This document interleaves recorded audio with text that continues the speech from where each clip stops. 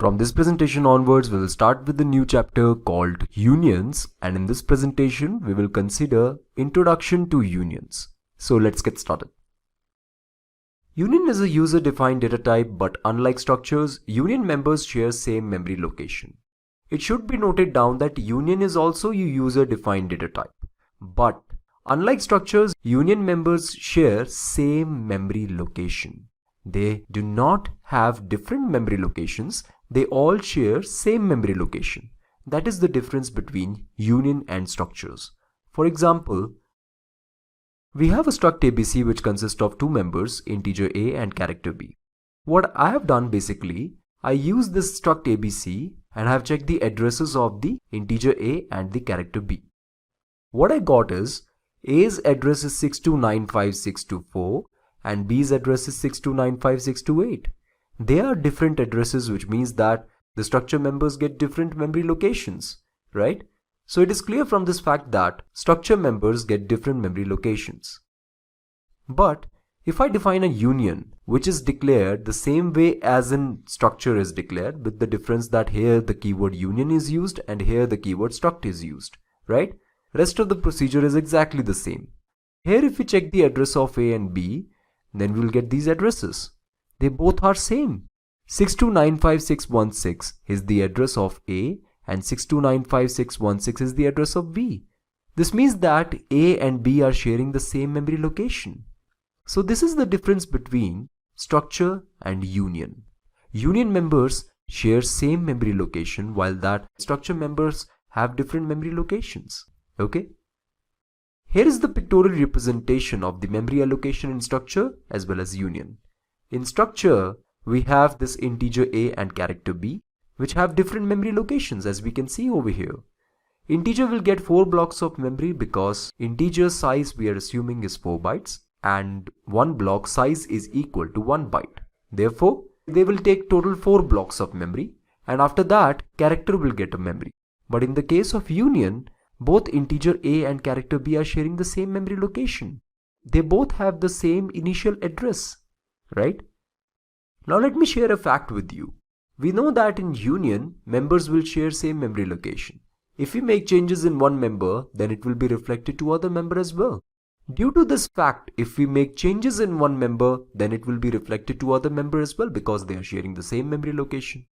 For example, we have this union ABC which consists of two members A and B, and here is a variable of type union ABC. Okay?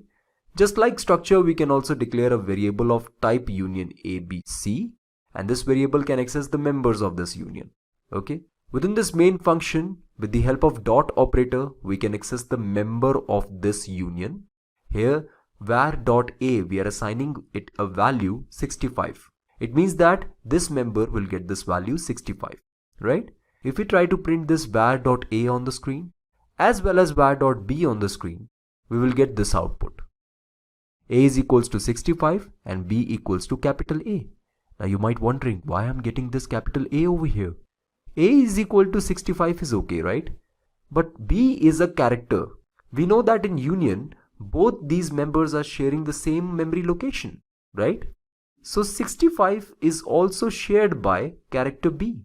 We know that the ASCII code of capital A is 65.